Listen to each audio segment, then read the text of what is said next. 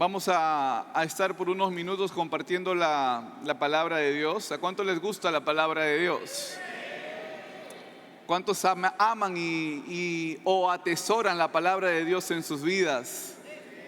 Hace algunas semanas atrás, no sé si algunos lo recordarán, sé que semana tras semana muchas personas nuevas nos vienen visitando. De antemano te doy la bienvenida. Si hay alguien que ha venido por primera vez aquí a la casa del Señor, bienvenido, bienvenida a la casa del Señor. Esperamos de todo corazón no verte solamente por este domingo, sino verte de este domingo y por delante, amén. No hay otro mejor lugar que yo encontré cuando vine a la casa de Dios. Amén. En la casa de Dios me la presentaron, conocí dónde quedaba y ya tengo aquí en la casa de Dios casi 20 años. Amén. Y hace algunas semanas atrás les decía que me tocó también la oportunidad de poder estar parado frente a ustedes. Estuve compartiendo un mensaje que tenía que ver mucho con lo que Jesucristo enseñaba, con lo que Jesucristo predicaba, con lo que Jesucristo compartió, ¿no? Con las personas a las que Él discipulaba, a las personas con las que querían también escucharlo acerca de Él, ¿no? Y Cristo enseñó mucho del reino de los cielos, amén. Era parte de lo que estuve compartiendo, creo que fue el 18, 17 de mayo aproximadamente. Y Cristo enseñó mucho acerca del reino de los cielos. Y cuando hablamos del reino de los cielos tenemos que entender que no es simplemente un concepto, ¿no? Saber qué es el reino de los cielos. ¿Por qué? Porque cuando hablamos del reino de los cielos estamos hablando de manifestaciones. Porque el reino de los cielos se manifiesta, amén. Se manifiesta. Cuando hablamos del reino de los cielos, estamos hablando de cosas sobrenaturales. Estamos hablando de milagros. Cuando vemos un milagro obrar aquí en la tierra, el reino de los cielos se está manifestando.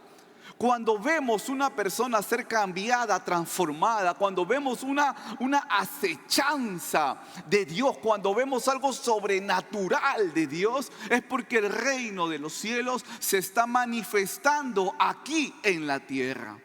Y la palabra de Dios nos enseña que nosotros podemos poner por obra algunas estrategias para experimentar, para hacer que se manifieste lo que Dios dice en su palabra. ¿Cuántos quieren en esta mañana hacer que Dios, que el reino de los cielos se manifieste en sus vidas? Hace algunas semanas atrás estuve hablando de un punto de los 4 que tenía para compartirles y espero que el tiempo me alcance en este momento para poderle terminar de compartir esta enseñanza. Y el primer punto que toqué en ese domingo fue todo lo referente acerca de la oración. ¿Cuántos estuvieron presentes ese domingo? ¿Cuántos lo recordarán tal vez? Acerca de la oración, lo importante que es orar, lo importante que le estemos tomando atención, que le estemos dando tiempo a algo que yo creo es importantísimo para toda persona que está aceptando seguir el cristianismo, que está aceptando el cristianismo como su estilo de vida. La oración es algo a lo que no está, esto no es negociable, amén. No es negociable el que usted quiera o no quiera orar, el que usted acepte orar o no lo acepte orar, no, está establecido, es un precepto, es una ordenanza, es una ley, es algo que a ti y a mí me conviene. Que nos mantengamos día a día orando siempre a Dios. No podemos decir que estamos en Cristo si es que nosotros no estamos desarrollando una disciplina de orar. Usted hoy, antes de venir a la iglesia, tendría que haber doblado sus rodillas. Mañana lunes, antes de hacer lo que le toque hacer, sea estudiar, trabajar, irse a la universidad, qué sé yo, usted antes de hacer lo que le toque hacer mañana, usted tiene que orar. Y el martes de la misma manera. Y si está en vacaciones, de la misma manera. Y si está cansado, es no negociable el tiempo de oración. No lo puedes cambiar por otra cosa. No le puedes poner una justificación a la oración. Podría retornar tal vez.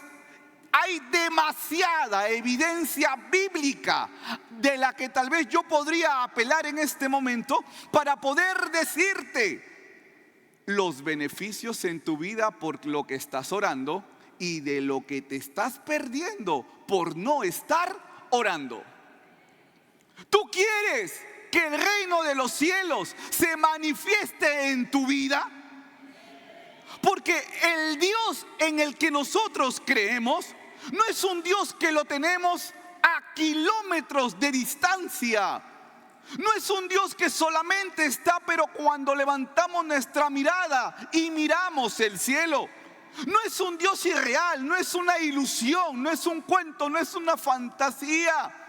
Dios es tan real como tú lo quieras hacer en tu vida.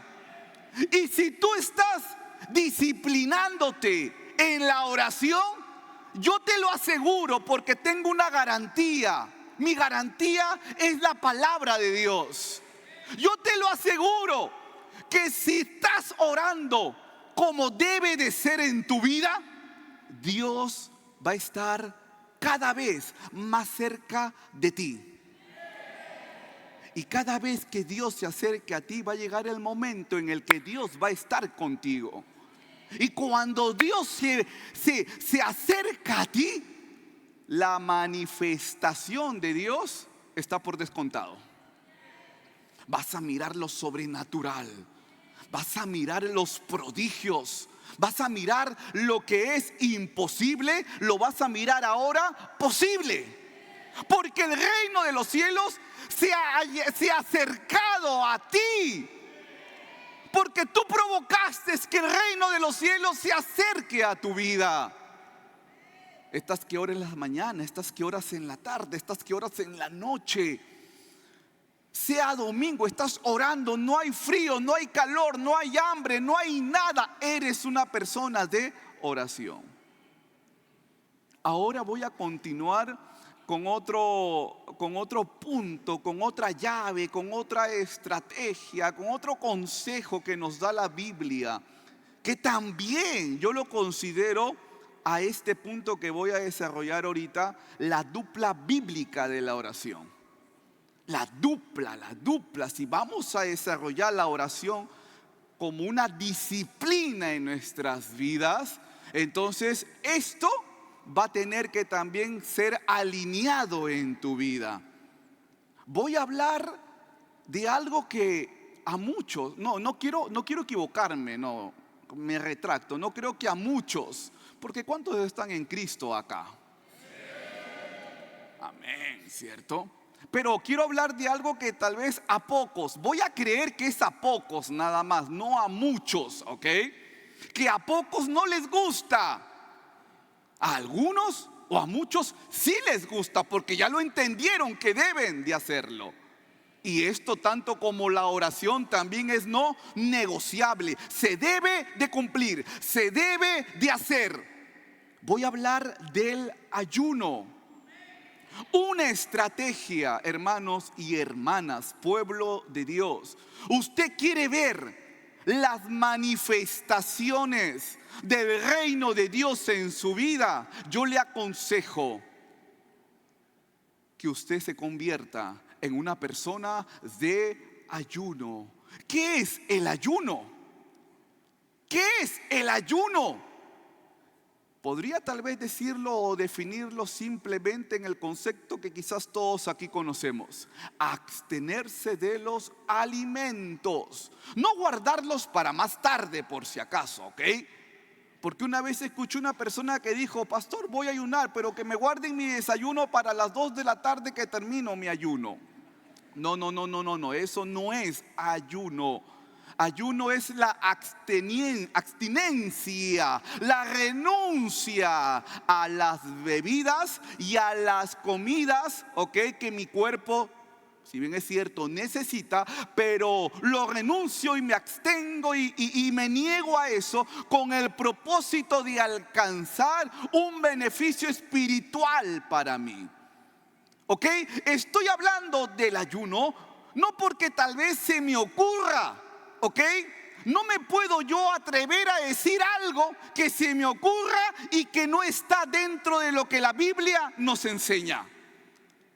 Cristo Jesús, la iglesia que Él fundó, la iglesia que predicaba su nombre allá hace miles de años atrás, ejercitó, practicó el ayuno.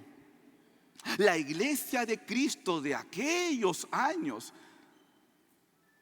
nos pareceremos a esa iglesia que Cristo dejó. Esa iglesia oraba. Y esa iglesia, ¿sabes qué también hacía? Ayunaba. Me llama a mí mucho la atención, por ejemplo, el apóstol Pablo. El apóstol Pablo realizó 3 viajes misioneros. Lo dice la Escritura en el libro de los Hechos de los Apóstoles.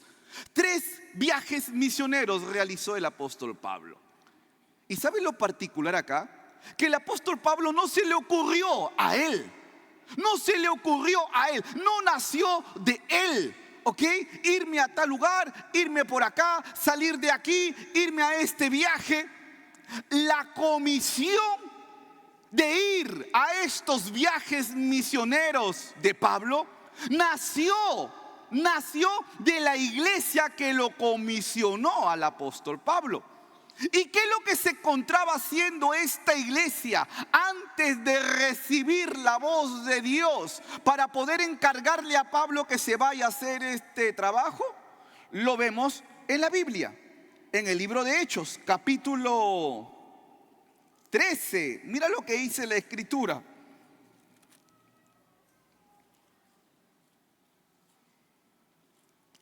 Libro de Hechos, capítulo 13, versículo 1. Había entonces en la iglesia que estaba en Antioquía profetas y maestros: Bernabé, Simón el que llamaba Níger, Lucio de Cirene, Manaén el que había criado junto con Herodes el tetrarca, y Saulo. Verso 2. Ministrando estos al Señor y ayunando, dice la Escritura, dijo el Espíritu Santo: apartadme a Bernabé y a Saulo para la obra a que los he llamado. Entonces, habiendo ayunado y orado, les impusieron las manos y los despidieron. La iglesia de Antioquía. ¿Recuerdan en qué iglesia se les puso por primera vez o se les llamó por primera vez cristianos a los seguidores de Jesucristo? En la iglesia de Antioquía. En esta precisamente iglesia de la que está haciendo referencia aquí la Escritura. Y dice que en esta iglesia había gente, profetas, maestros, y estos estaban ministrando al Señor y estaban en esta posición, en la posición de ayuno. Y fue precisamente en esta posición de ministración y de ayuno a Dios que recibieron la voz del Espíritu Santo para que puedan separar a Pablo y a Bernabé y ellos puedan seguir la comisión que Dios les había puesto de ir por diferentes lugares a predicar la palabra de Dios. Cuán importante, iglesia del Señor, es que nosotros también nos mantengamos en esa posición, en esa actitud. Vamos a orar, pero de la misma manera usted tiene que desarrollar una posición de ayuno. El ayuno va a hacer que Dios te oiga. El ayuno va a ser también de la misma manera que Dios te hable. ¿Cuántos quieren escuchar la voz de Dios acá? El ayuno va a hacer que suceda algo sobrenatural en tu vida. Podría yo mencionar como lo dije hace algunos minutos, mucha evidencia dentro de la palabra de Dios que nos enseña acerca de los beneficios del ayuno. Hay dos ejemplos que solamente quiero tratar en esta mañana. Aparte de este que ya estábamos mencionando, que es la posición de la iglesia. La iglesia practicaba el ayuno. La persona que está a tu lado tiene cuerpo de que ayuna. ¿O no tiene cuerpo de que ayuna?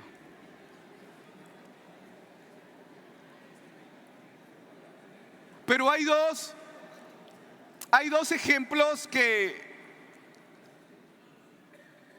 son bastante interesantes. Amén. Son bastante interesantes. ¿Cuántos conocen al profeta Jonás? El profeta Jonás fue comisionado por parte de Dios para que llevara un anuncio. ¿Ok? El profeta Jonás fue comisionado por parte de Dios para que pudiera anunciar un mensaje. ¿El mensaje para quién iba a ser dirigido? Para un pueblo. ¿Cómo se llamaba ese pueblo? El pueblo se llamaba Nínive. ¿Ok? El pueblo de Nínive. Y Nínive no tiene nada que ver, ¿ok?, con alguna tierra de Canaán. No, absolutamente nada que ver con alguna tierra que le pertenecía a Dios. No tiene nada que ver. Era una nación foránea, extranjera, pagana. Nínive era la capital de uno de los imperios más sanguinarios y crueles que habían existido o que existían en aquellos tiempos.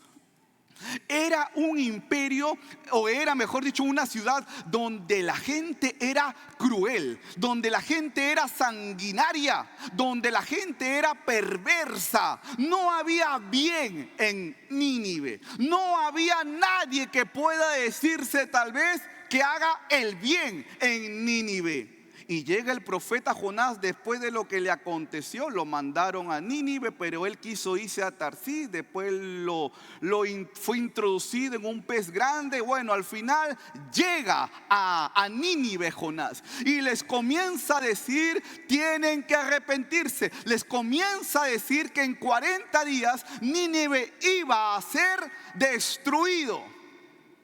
Nínive iba a ser destruido. Llegó la sentencia de muerte. Llegó la sentencia de desaparición para todo un pueblo. ¿Sabes qué es lo que sucede y qué es lo que pasó? Ese dictamen, esa sentencia se vino absolutamente abajo. ¿Qué es lo que hizo el pueblo de Nínive? ¿Qué es lo que hizo los habitantes de Nínive? ¿Qué es lo que hizo desde el mayor hasta el menor? ¿Qué hicieron en Nínive? La Biblia dice que se arrepintieron. ¿Y sabes qué es lo que declararon en esa ciudad? Ayuno desde el mayor hasta el menor. Incluso enseña la palabra del Señor que hasta los animales fueron llevados a no consumir ningún tipo de alimento. Y es interesante cómo Dios había anunciado que los iba a destruir. Pero después de una actitud de arrepentimiento y de ayuno, Dios decide: ¿sabes qué? Ya no. Me retracto en lo que estoy decidiendo. Ya no los voy a destruir. Voy a darles una oportunidad. Y así sucedió con ese pueblo. Así sucedió con ese pueblo. Yo creo que acá muchos queremos buscar el favor de Dios en nuestras vidas. Muchos queremos alcanzar el favor de Dios en nuestras vidas. ¿Sabes qué te recomiendo desde esta mañana? Que puedas añadir a tus actividades diarias un tiempo de ayuno entre tú y Dios.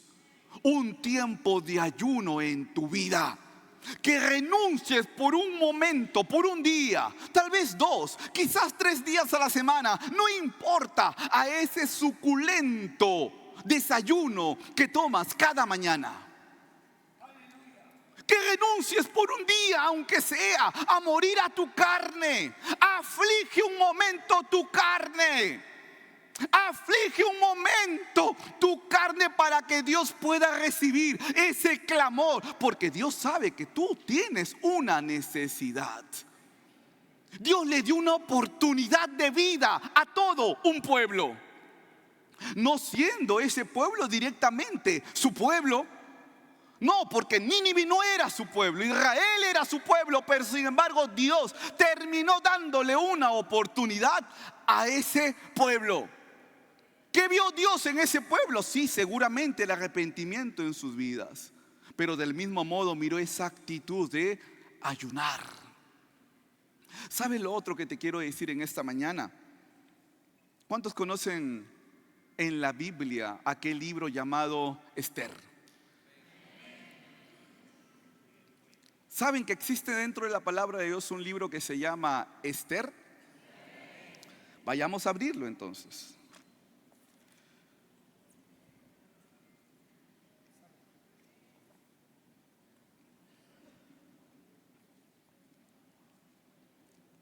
Así como te leí, así como estábamos viendo que a Nínive llegó una sentencia de muerte, en Esther nos relata también la historia del pueblo de Dios. Acá sí entra a tallar el pueblo de Dios, ¿ok?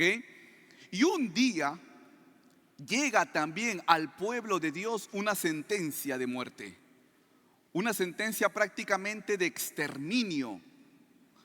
La historia nos cuenta, bueno, no es la única tampoco, ¿no? A lo largo de toda la historia, Israel siempre lo han querido exterminar, siempre lo han querido desaparecer del mapa. Esta es una evidencia de aquello.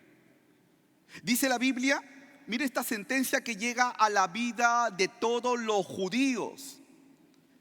El capítulo 3, versículo 13 dice la Biblia: y fueron enviadas cartas por medio de correos a todas las provincias del rey, con la orden de destruir, matar y exterminar a todos los judíos, jóvenes y ancianos, niños y mujeres en un mismo día, en el día 13 del mes duodécimo, que es el mes de Adar, y de apoderarse de sus bienes. Un decreto de muerte. Ya no había oportunidad para los judíos. Ya no había oportunidad ni marcha atrás. El rey Asuero había declarado que así sea. Había puesto el sello, su sello en su carta, y esta carta ya había sido distribuida por todas las ciudades donde este rey ejercía soberanía. No había marcha atrás para este pueblo, entre comillas, podría tal vez decir acá. ¿Por qué? Porque te quiero adelantar que este decreto, que ya había sido firmado por el rey, se vino abajo. Se vino abajo. ¿Qué se hizo para que este decreto quedara sin efecto? ¿Qué se hizo para que este decreto quedara en la nada? Como si nunca nada el rey Asuero hubiese declarado muerte a los judíos. ¿Sabes qué hicieron los judíos de esos tiempos? Lo que te estoy compartiendo en este momento. El ayuno, el ayunar. Mira lo que dice el capítulo 4, versículo 15. Y aquí entra a tallar la protagonista, mejor dicho, de este libro, que justamente se llama Esther. Y Esther dijo que respondiesen a Mardoqueo. Verso 16: ve y reúne a todos los judíos que se hallan en Susa y ayunad por mí, y no comáis ni bebáis en 3 días, noche y día. Yo también con mis doncellas ayunaré igualmente, y entonces entraré a ver al rey, aunque no sea conforme a la ley, y si perezco, que perezca. Entonces Mardoqueo fue e hizo conforme a todo lo que le mandó Esther. Esther declaró un tiempo de ayuno. ¿Quién era Esther? ¿Quién era Esther? ¿Sabes quién era Esther?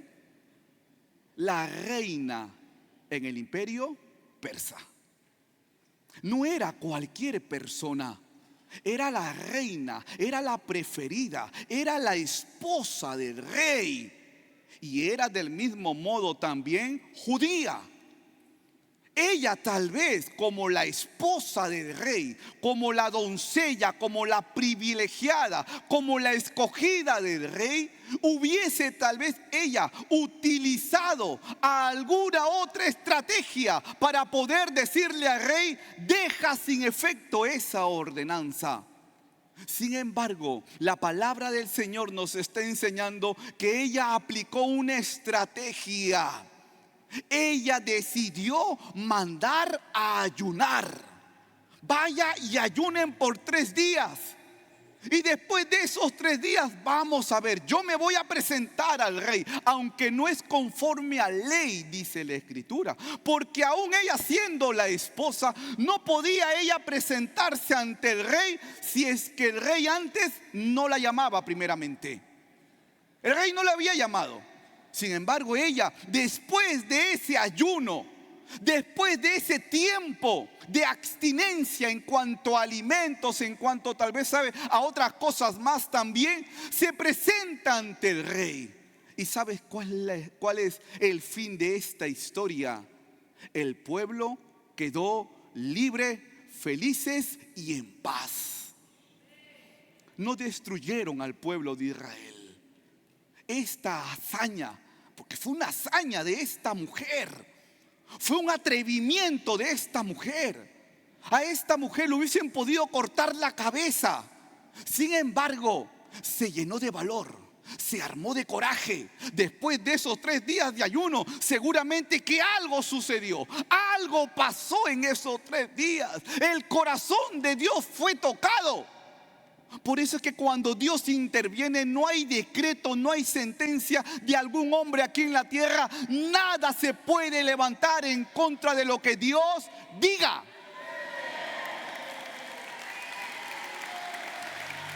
Nada se puede levantar.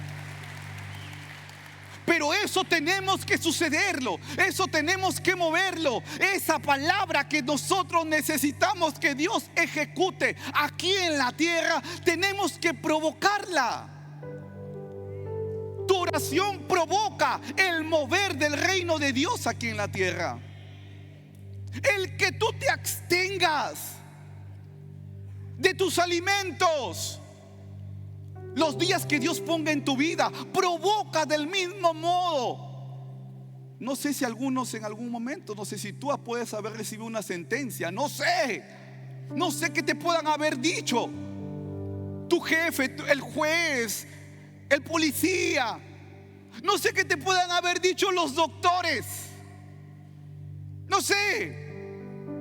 Pero lo que yo sí sé es que esa palabra que viene de un hombre puede hacerse un lado.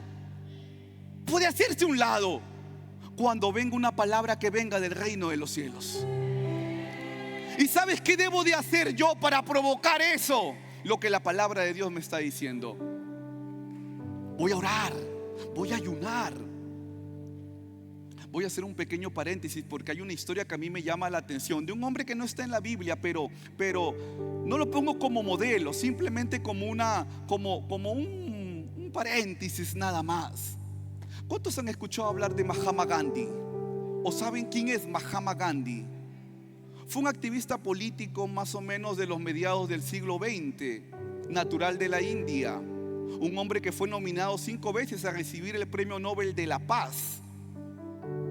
Y este hombre, abiertamente, evidencia bibliográfica hay por todos lados. Y este hombre abiertamente confesó varias veces, su admiración por Jesucristo. Él era hincha de Jesucristo, al punto que él leía las historias en la Biblia acerca de Jesucristo. Y este hombre comenzó a pelear por algo en base a las enseñanzas de Jesucristo. Googleelo, métase al internet para que se dé cuenta que no le estoy mintiendo. Muchas frases célebres deja este hombre acerca de Jesucristo. ¿Y sabe qué es lo que logró? Es algo de locos, se podría tal vez decir. Este hombre, Gandhi, logró la independencia de la India, que estaba en aquellos tiempos bajo soberanía de los británicos, bajo soberanía inglesa del Reino Unido. Y los ingleses no querían salir de la India. No querían. Sangre había sido derramada bastante, porque los indios estaban buscando ser independientes.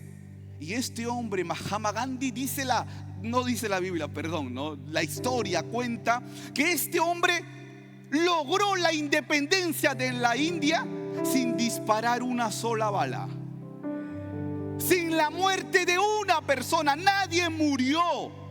Este hombre logró la independencia de la India de una manera pacífica. ¿Sabe lo que hizo? La gente lo llama huelga de hambre. La gente lo llama huelga de hambre. No, pero para ellos.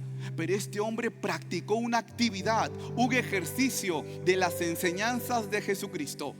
Él ayunó,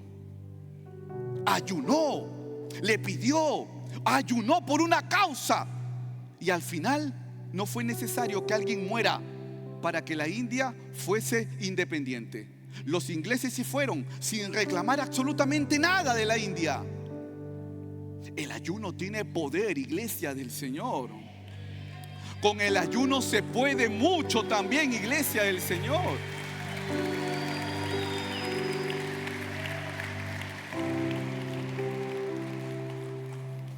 Y para terminar, 2 minutos, aunque sea, regálame, Giovanni, por favor. Si son 3, mejor. Hay una herramienta más que ayuda para que se pueda ver el reino de los cielos manifestarse en nuestras vidas. Hay algo espectacular. Hay algo que yo creo te va a hacer mirar como que en realidad tú eres cristiano. No, sí, él es cristiano. Ella es cristiana. Él ahí, no lo sé. Espectacular esto. Porque no somos cristianos por lo que hablamos. Somos cristianos por lo que hacemos. Por lo que hacemos. Por cómo reaccionamos, por cómo actuamos. Ahí vamos a poner en evidencia qué tanto hay de Cristo en nuestras vidas. Mira lo que dice la Escritura, libro de Hebreos.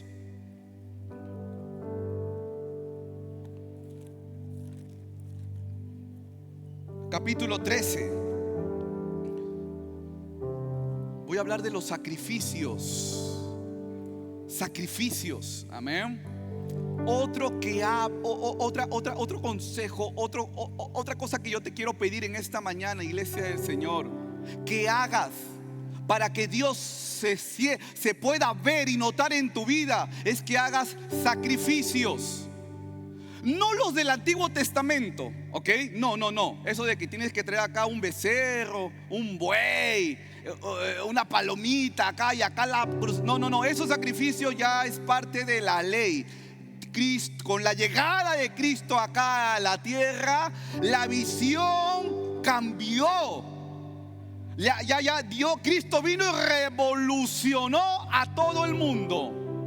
¿En qué consisten los sacrificios? Son 3. 3 sacrificios te pide Dios en esta mañana para que se pueda manifestar el reino de Dios en tu vida. Tú que andas buscando un milagro, tú que andas buscando que cambiar, que dejar de mentir, que dejar de tomar, que dejar de fumar. Si en realidad ese es tu deseo, tienes que hacer sacrificios. ¿Qué sacrificios? Lo enseña el libro de Hebreos capítulo 13. Versículo 15. Dice la Biblia: así que ofrezcamos siempre a Dios por medio de Él sacrificio de alabanza, es decir, fruto de labios que confiesan su nombre, y de hacer bien y de la ayuda mutua no os olvidéis, porque de tales sacrificios se agrada Dios, dice la Escritura. de tales sacrificios. Sacrificio de alabanza. Sacrificio de alabanza. Dice la Biblia, el sacrificio de hacer el bien y el sacrificio de la ayuda mutua. Alabar a Dios cuando todo está bien es fácil. ¿Cuántos alaban a Dios cuando todo está bien? Tienes tu sueldo mensual todos los meses, no hay nada malo en la casa, todo te ve espectacular, todo está bien, risas las 24 horas del día. Pero la Escritura está hablando acá de hacer sacrificio. Ya, alabar cuando no cuesta. Está bien, está bien, está bien, está bien. Pero alabar a Dios cuando cuesta, ahí está el sacrificio que está pidiendo la Biblia. Cuando tengas todo patas arriba, cuando la cosa no esté yendo bien, cuando la chacra no está produciendo, cuando estamos al borde tal vez del, no sé, del fracaso, o tal vez el fracaso ya llegó a tu vida. Sacrificio de alabanza. Porque hay quienes les llega la temporada mala y lo primero que hacen es: me voy. Es más, ni se despiden, simplemente ya no se les ve. Ya no se les ve ya. Sacrificio de alabanza. No tengo ganas de ir a la iglesia, ya me cansó ir a ver siempre todas las caras los domingos. Sacrificio de alabanza. De eso dice la Biblia. ¿Quién se agrada? Dios. Cuando no queremos, porque a veces no hemos querido. ¿Cuándo no? ¿Cuántos en un momento no han querido ya venir a la iglesia? Ya cuando tú no quieras venir a la iglesia es cuando más te aconsejo, debes de venir a la casa de Dios. Pero hay quienes no quieren hacer eso, pues. Les dicen algo, ay, me voy. Lo más fácil a veces es irse, pero no el hacerlo más fácil no siempre es lo más conveniente para ti y para mí. Hacerlo fácil no cuesta, pues, pero lo difícil es perseverar. Lo difícil es no darse por vencido. Lo difícil es alabar a Dios cuando tenga y cuando no tenga. Y vaya que eso lo entendió bien el rey David. El libro de los Salmos es una prueba fiel de ello, porque el libro de los Salmos David lo escribe en el peor momento de su vida, cuando lo estaban persiguiendo para matarlo. Y los salmos son cánticos. En su aflicción, en su desesperación, David le cantaba a Dios, exaltaba a Dios. No le echaba la culpa a nadie. No que él tiene la culpa, no que el hermano, no que el pastor, no que el líder. No. David alababa a Dios en el peor momento de su vida.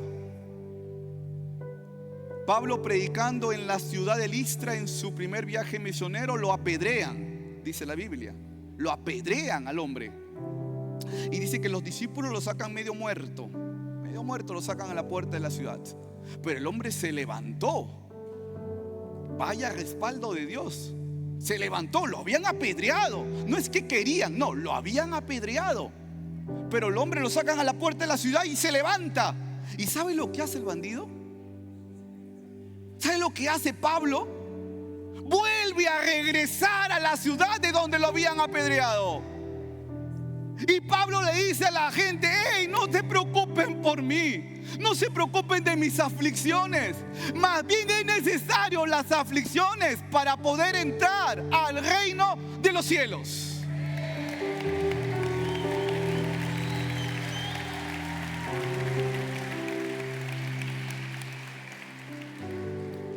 Cuando estás riendo está bien, que la avidez es la gloria de Dios. Pero en algún momento vas a estar triste. En algún momento te vas a encontrar llorando también. Ahí es donde se va a notar y se va a ver qué tanto está Cristo en tu vida. Fruto de labios que confiesan su nombre. Cristo es mi Señor. No sé cómo cómo me siente, no sé cómo estoy, no sé qué me han dicho, no sé qué ha pasado. Cristo es mi Señor y por siempre lo alabaré, lo exaltaré, por siempre bendeciré su santo nombre.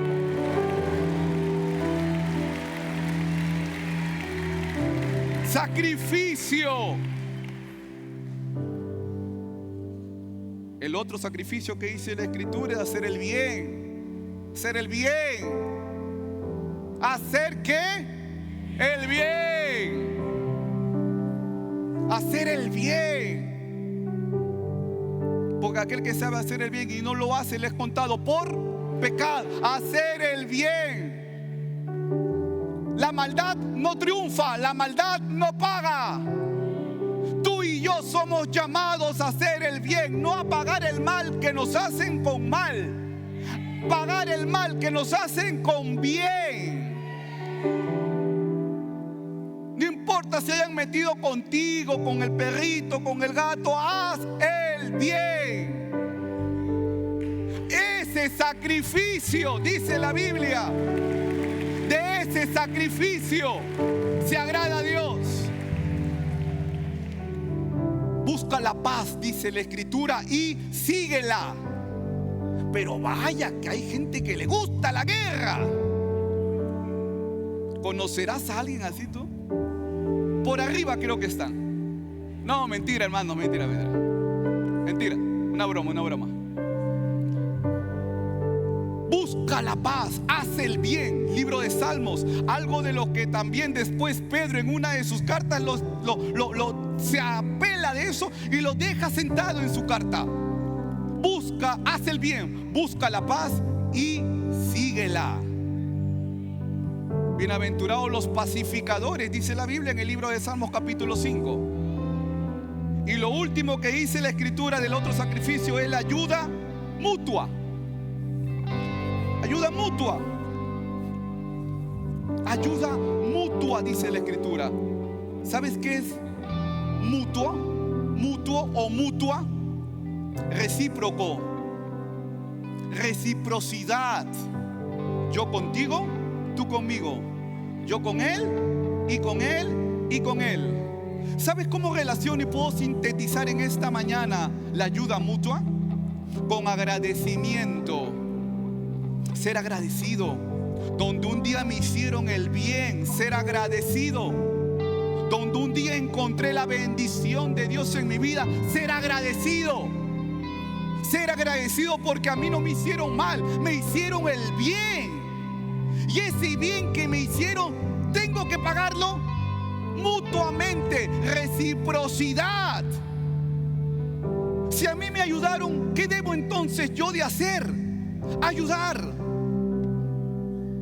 Si el hermano me bendijo, ¿qué es lo que yo también tengo que ser?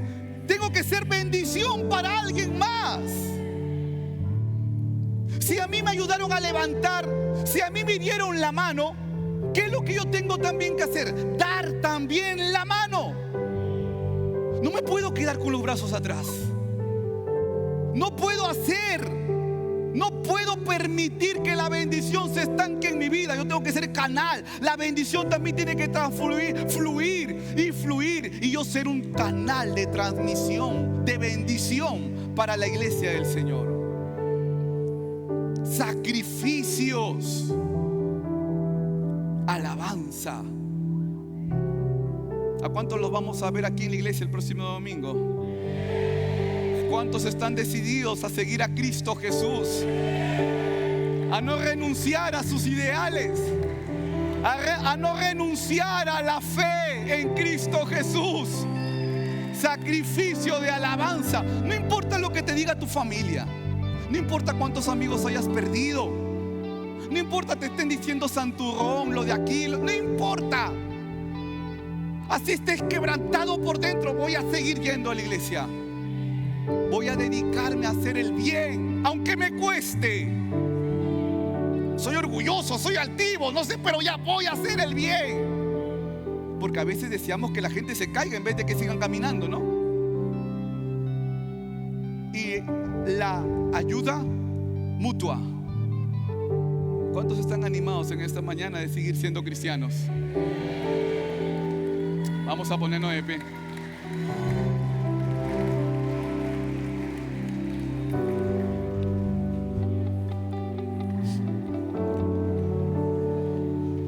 La condición, el llamado de Cristo no es condicional. Amén. Tal vez muchos hemos venido acá cansados, cargados, atribulados. Muchos hemos venido, pero lo importante es que estás acá. Lo bueno es que estás acá. Has venido quizás en contra de tu voluntad, no importa, pero estás acá. Estás haciendo un sacrificio. Está bien, gloria a Dios. Eso está agradando el corazón de Dios. Eso está agradando el corazón de Dios. Levántale tus manos al Señor en esta mañana. Y vamos a dejarnos llevar. Vamos a dejarnos llevar en esta mañana por estas melodías. Y entónale con tus labios a Dios lo que tal vez no le has dicho en esta semana. Olvídate por un momento de tus problemas, de tus deudas. Olvídate de todo. Y yo quiero que en estos minutos exaltes el nombre de Cristo. Porque la causa por la que estamos aquí es Cristo. Busca, dice la Escritura, busca primeramente el reino de Dios y su justicia, y todo lo demás va a venir por añadidura. Levántale y haz un sacrificio de adoración, de exaltación, de reverencia a Cristo. Es para Él, amado Dios, te adoramos. Te exaltamos, Jesús. Aleluya, Cristo.